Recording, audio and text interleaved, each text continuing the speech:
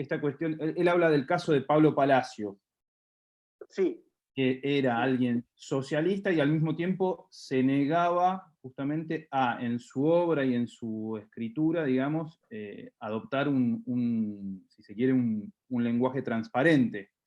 Digamos, esta cuestión de ser, de al mismo tiempo, digamos, eh, eh, digamos, políticamente adoptar una posición, digamos, socialista, digamos, que tiene que tener una suerte de lenguaje comunicable para cooptar a las masas, y al mismo tiempo una obra digamos, que de algún modo sería opuesta al lenguaje político, digamos, a la transparencia del lenguaje político. ¿Cómo ves sí. esta tensión a veces Bueno, entre las vanguardias? no, claro, es una tensión muy común entre los escritores vanguardistas. Vallejo, igual que Pablo Palacio, en otro orden, son poetas o escritores o prosistas herméticos. Claro, Estarían en la antípoda de Bertolt Brecht. Bertolt Brecht decía que no concebía la posibilidad de que sus poemas no fueran claros, en el sentido de claro, cartesianamente claros, con ideas claras y distintas, es decir, que todo el mundo entienda ese poema, porque Bertolt Brecht entendía que el arte era para todos y que todos tenían que entenderlo. Esa era el gran, yo diría, esfuerzo. La lírica de Brecht es absolutamente genial. Ustedes habrán escuchado alguna de las letras porque Kurt Weill, muchos les puso letra, ¿no es cierto?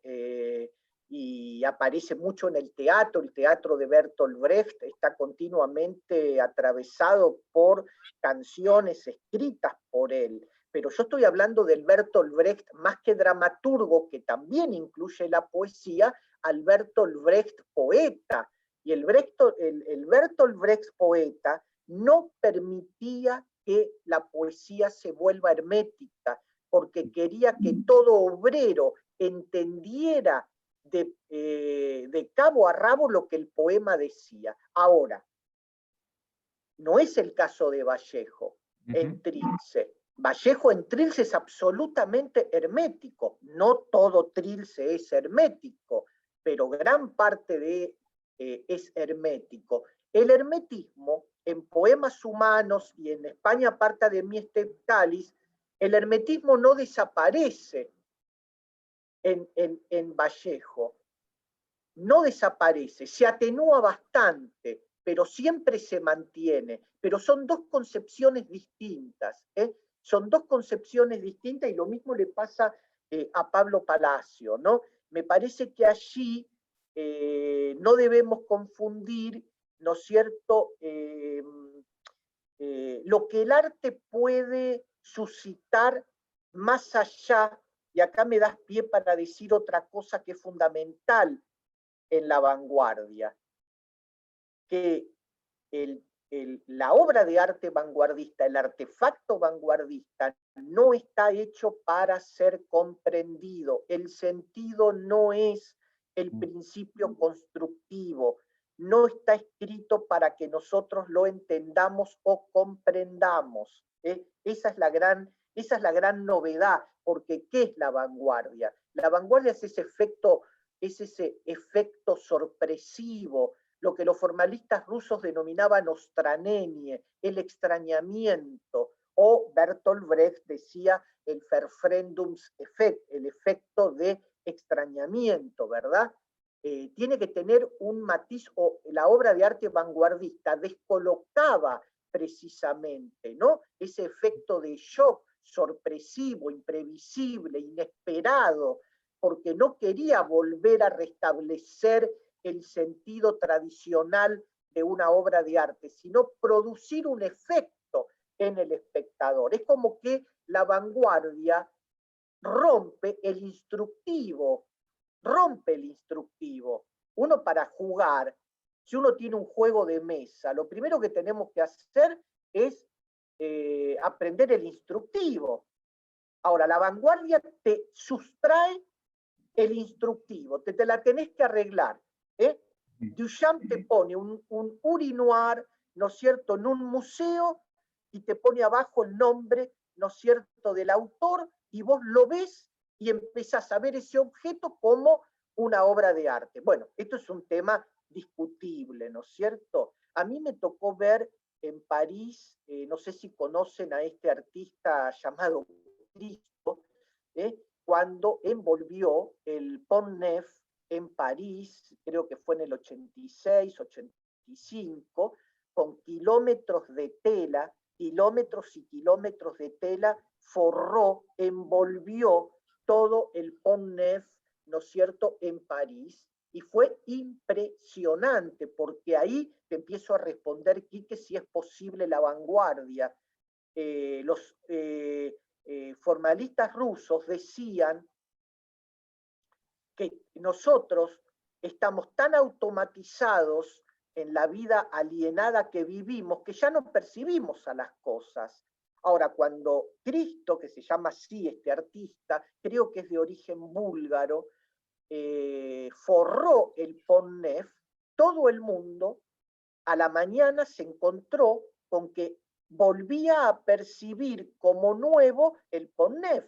O sea que el arte es la posibilidad de desautomatizar, digamos, lo que está anestesiado, y uno comienza a volver a ver el objeto.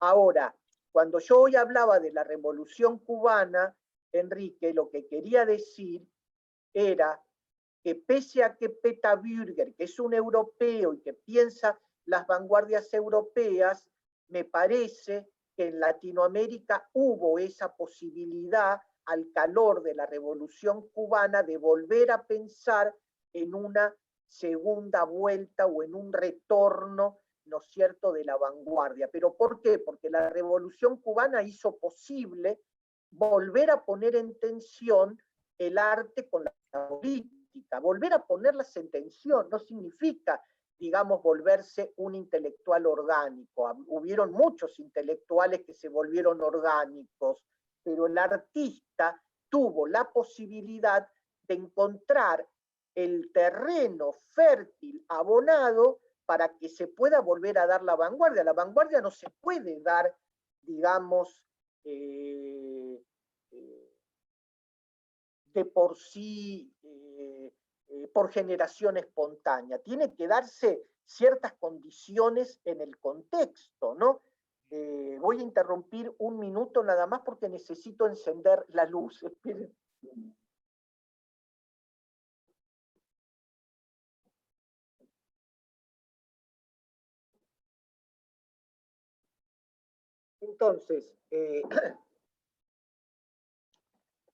Entonces,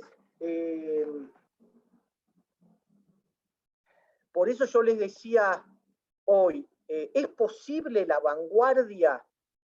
Yo me acuerdo que cuando vi el Pont Neuf envuelto en género y sentí una emoción tan grande a nivel estético y también, digamos, político en el sentido cultural, social, en el sentido en que todos nos empezábamos a mirar en la calle, porque estábamos realmente desautomatizados y la relación que se suscitaba en la calle cuando uno cruzaba el Pont Neuf era totalmente distinta, digamos, con el prójimo, con el otro.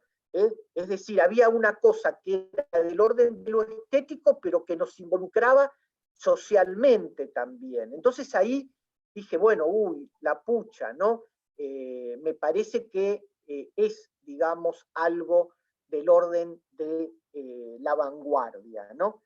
Ahora, yo creo que las vanguardias no se pueden repetir sin escándalo. La vanguardia no se repite, ¿no es cierto? Digo, la vanguardia en cualquiera de los soportes estéticos que ustedes estén pensando, ¿no? Tanto el cine, la literatura, la danza. Para mí, hoy la vanguardia es algo clásico, ¿no? Es algo que es algo que ya lo tengo incorporado, ya tengo el instructivo, ya no. Por eso, digamos, me parece que la vuelta de tuerca que le da Cristo a esa experiencia tan fascinante que fue envolver con tela el Pont Neuf, y me quedan dudas todavía de si Claro. es o no es, digamos, una vanguardia, porque en realidad la vanguardia, ¿qué es hoy? Es como una especie de almacén de procedimientos retóricos, ¿no es cierto? Cualquier teleteatro en la televisión, cualquier propaganda puede incorporar, ¿no es cierto?, recursos vanguardistas, ¿no? Me ¿Sabés, parece que es como Enrique, un alma. Sí. la primera charla que organizamos acá en el ciclo, los invitamos a Emilio García Webb y a Maricela Álvarez, y ellos, digo, para retomar esta idea de si se puede pensar en la vanguardia hoy, bueno, ellos un poco contaron su obra, ¿no? Sus distintas obras, y tienen, digamos, contar una experiencia que es una experiencia en la línea del situacionismo, Filoctetes creo que se llama, en donde de algún modo, digamos, creo que simulaban, no me acuerdo cuál era la simulación precisa, pero sí, era simular con maniquíes hiperrealistas gente en situación de calle, ¿no? Y de algún modo ahí yo creo que eso lo conecto con Andreas Heysen, ¿sí?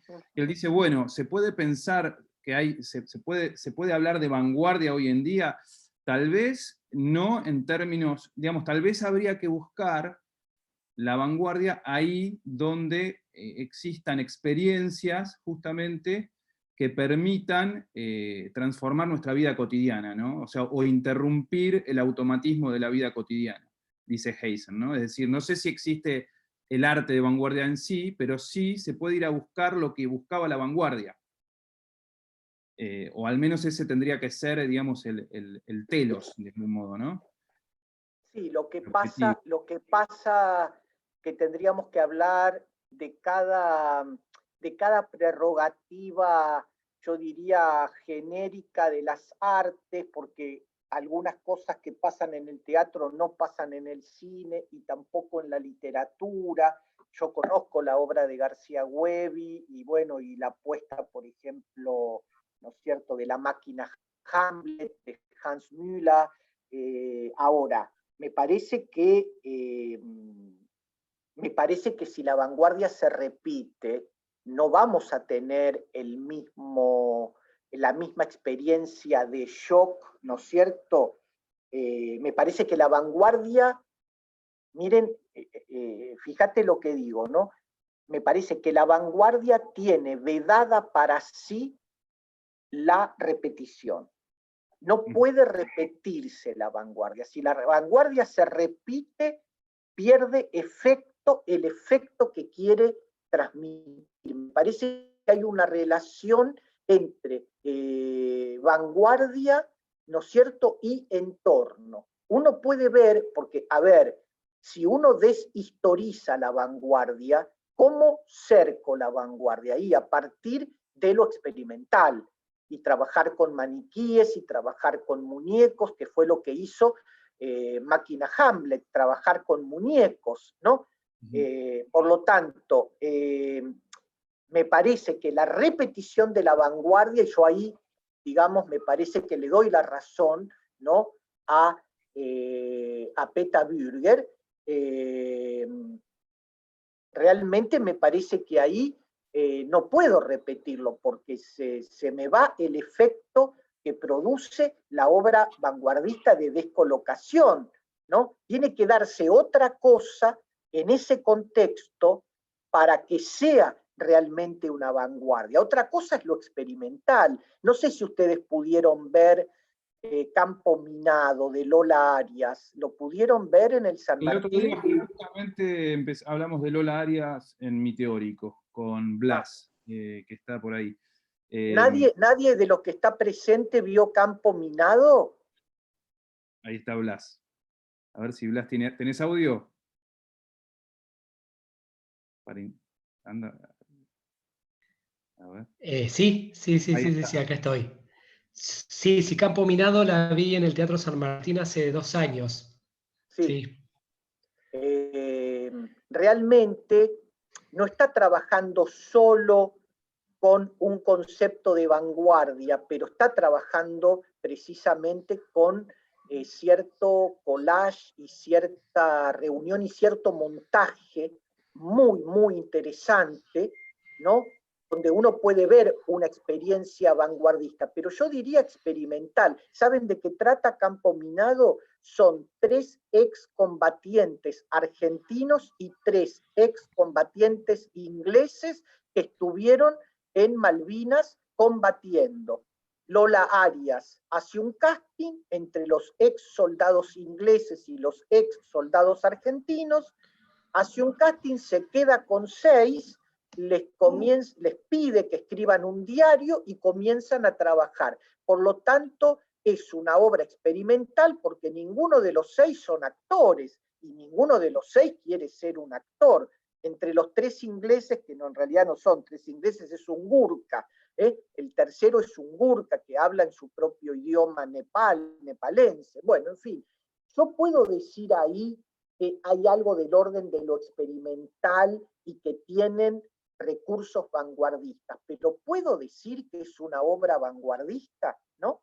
Puedo decir tal vez que sea neo-vanguardista, no sé qué pensás, Blas, pero ahí hay un campo de experimentación muy fuerte que trabaja precisamente con las cuestiones que la vanguardia finalmente quiere corroer o quiere horadar contra el concepto de representación. Cada uno es quien es y nadie quiere hacer únicamente los muñecos, ¿no? Que uno hace de Galtieri y el otro de Margaret Thatcher, pero digo, ahí aparecen 2 muñecos, pero no sé si llamarlo vanguardia. Aparte, ¿qué necesidad tenemos de darle el estatuto de vanguardia si es una obra experimental, si producen efectos, ¿no? Por eso me parece que la Revolución Cubana o el Mayo francés, de alguna manera, y ahora te doy la palabra, Blas, de alguna manera recomponen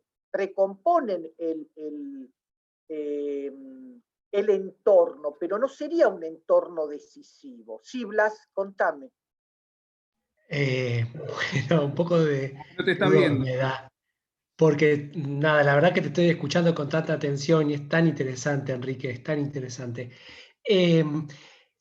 Sí, para mí, si partimos de esto que vos decías, que me parece que está buenísimo, que la vanguardia no puede repetirse, me parece que la obra de Lola Arias entonces no es una obra vanguardista, pero sí una obra con un hondo contenido experimental. Me parece que los procedimientos que Lola Arias despliega en Campo Minado son procedimientos que no solo uno los puede encontrar en tantos otros artistas, sino que también me parece que refieren a procedimientos de la maquinaria postdramática europea, alemana, sobre todo contemporánea. Entonces me parece que si lo analizamos desde procedimientos escénicos, desde la forma, hasta inclusive desde el tratamiento del texto, porque si pensamos en el biodrama, en este cruce entre lo documental y lo teatral y demás, hay una tradición vasta desde los años 60 hasta el momento en relación a eso. Pero bueno, me encanta esto que vos decís, ¿por qué tenemos que rotular como vanguardista una obra que es una obra experimental, que es muy interesante, que está buenísima?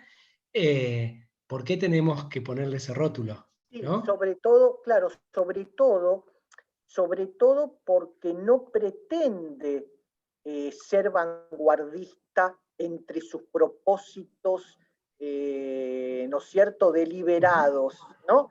Pero Claro. tiene muchos recursos vanguardistas. Ahora, que una obra tenga recursos vanguardistas, porque acordate, Blas, que produce efectos, muchos, ¿no? Por Sí. ejemplo, hay uno que incluso yo diría que no es vanguardista, sino que es barroco, es una suerte de misa en abim, ¿no es cierto?, de puesta en abismo, eso Sí. es muy barroco, que uno de los excombatientes ingleses habla y se le pone al lado la figura de él cuando acababa de llegar a Inglaterra después de la contienda en Malvinas, y uno puede ver el joven que era y el adulto que debe tener casi 60 años, ¿no? 50 y pico de años. Sí. Y el actual, el sujeto de 50 y pico de años,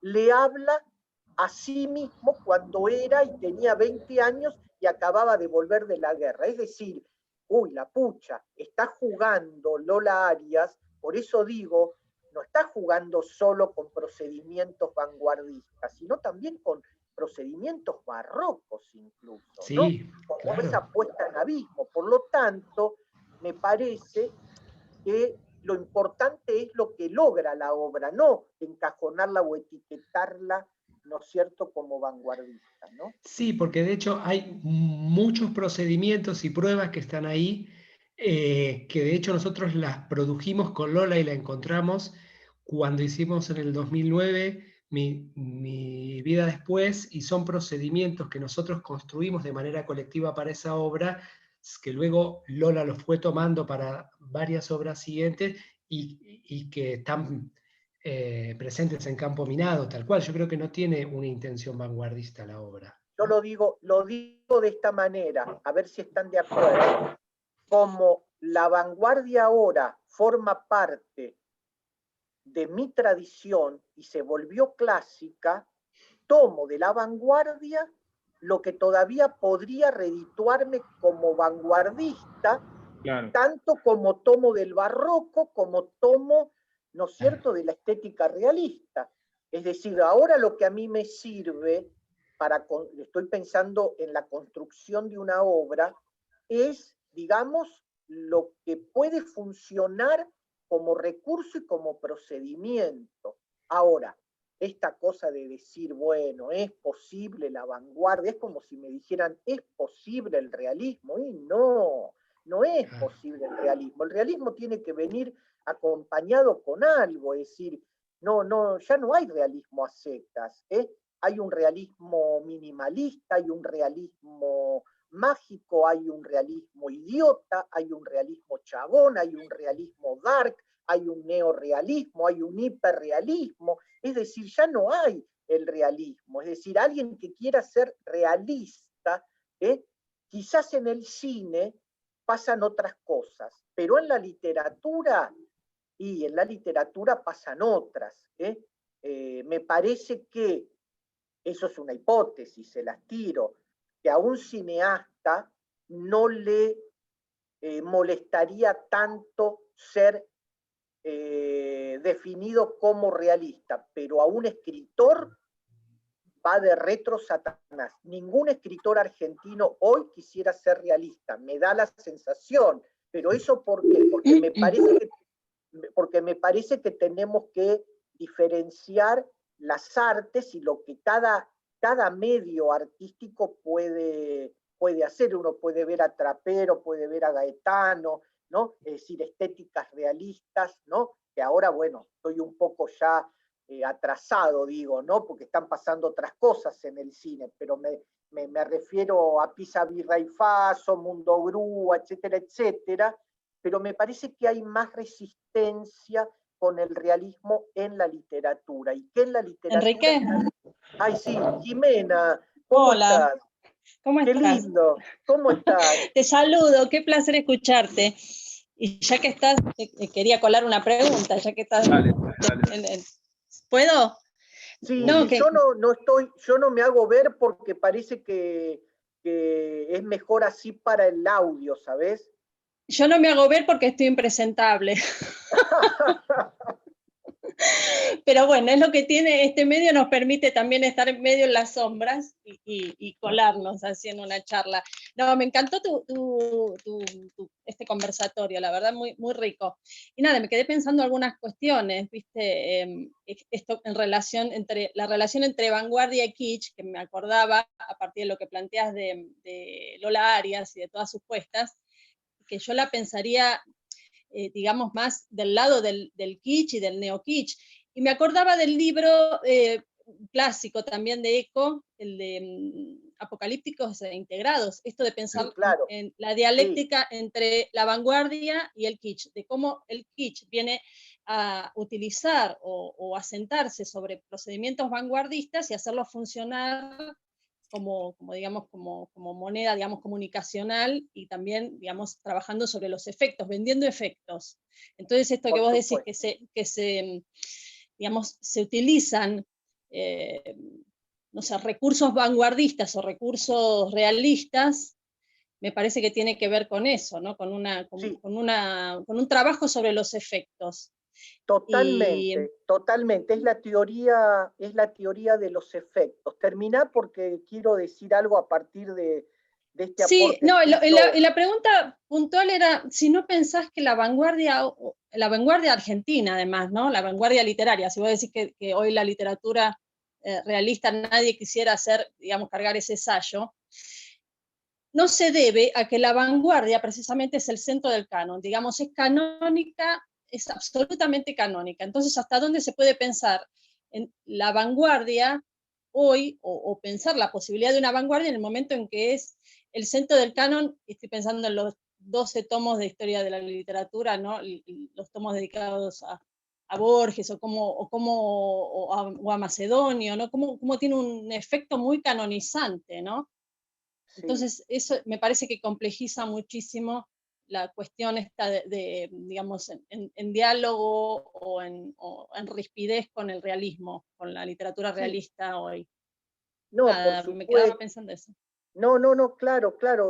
Lo que quiero decir es que si la vanguardia fracasó porque la utopía vanguardista no se logró, eso no significa, o en todo caso me tengo que preguntar qué valor le voy a dar al fracaso, porque si bien la utopía vanguardista no fue realizada, no se pudo hacer tabula rasa, porque la obra de arte sigue viva y coleando, el sujeto también, el concepto de representación también. Lo que sí es cierto que después de las vanguardias nada es como era, es decir, es un antes y un después.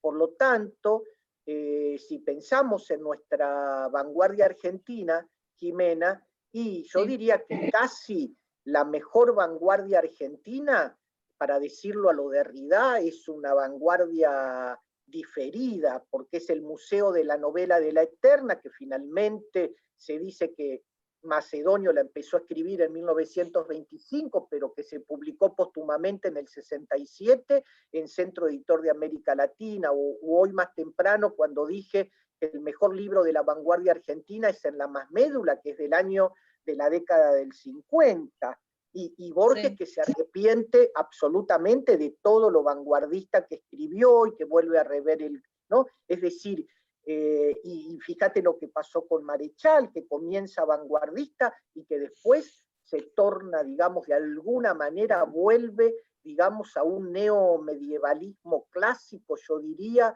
con los sonetos a Sofía y el Centauro, y vuelve a renacer de vuelta el vanguardista, quizás en Adán Buenos Aires, pero que después, ahí tendríamos que ver qué pasa con Marechal. Pero yo diría que me parece que es como lo que dijiste al principio, apocalípticos e integrados, es decir, me parece que tenemos una tradición, ¿no? Creo, vos te haces referencia así al tomo del realismo que preparó María Teresa Gramuglio, ¿no? Para la historia de la literatura que dirige Noé Gitrit, y creo, si no me equivoco, corregime, que le llama el imperio del realismo, porque en realidad antes de la vanguardia, toda nuestra literatura era realista, desde Eduardo Gutiérrez con el Moreira, ¿no es cierto? O desde Amalia, si vos querés, hasta Benito Lynch, Roberto J. Pairó, etcétera, etcétera. Ahora, ¿qué pasa con Roberto Art? ¿Dónde ubico a Roberto Art? Algunos dicen que es un realismo expresionista el de Roberto Art, ¿no? Porque por un lado se inscribe dentro del realismo, pero por otro lado rompe el tablero porque es un mundo verdaderamente donde explosiona el imaginario, ¿no es cierto? O sea que es muy, muy difícil, digamos, eso, ¿no? Ahora, me parece que la cuestión es cómo el arte puede atravesar, ¿no es cierto?, los distintos niveles entre alta literatura o literatura. Por ejemplo, yo trabajé el melodrama, ¿no?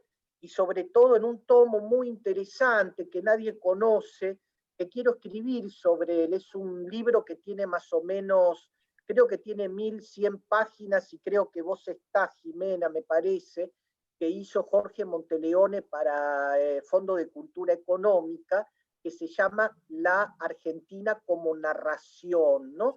Y yo, hay 10 capítulos y a mí me correspondió hacer el melodrama, y trabajé, digamos, todo lo que son los géneros melodramáticos. Y me referí, doy un ejemplo, que es en la línea en que está hablando Jimena. Trabajé el teleteatro de Alberto Migré, y planteo que Alberto Migré, en sus teleteatros, que yo lo escuchaba en principio, porque tengo 62 años, lo escuchaba en la radio, porque Alberto Migré pasa de la radio a la televisión y se lleva a los actores de la radio a la televisión. Yo podría identificar y reconocer todas las voces de esos actores de radio que para mí son inolvidables, que a ustedes quizás no les diga nada.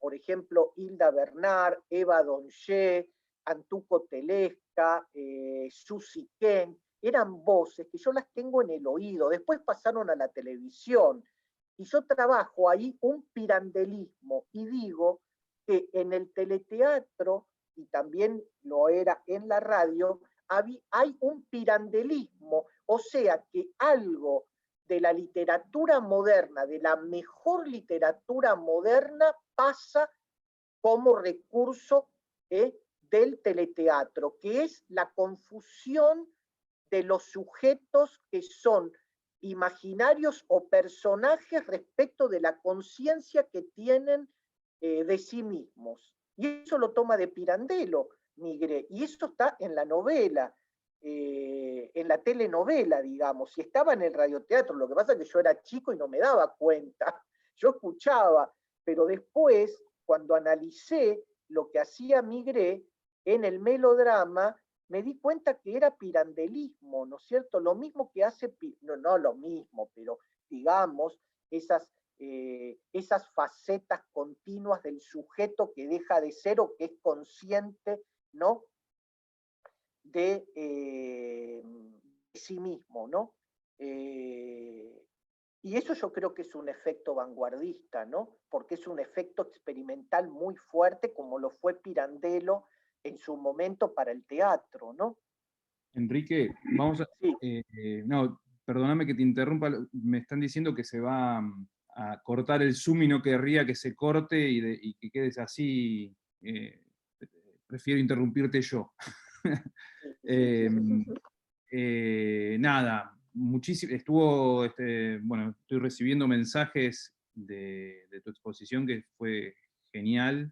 Gracias, Jimena, también por tu intervención, Blas, que estuvieron participando. Bueno, nada, te agradecemos un montón. Yo me parece,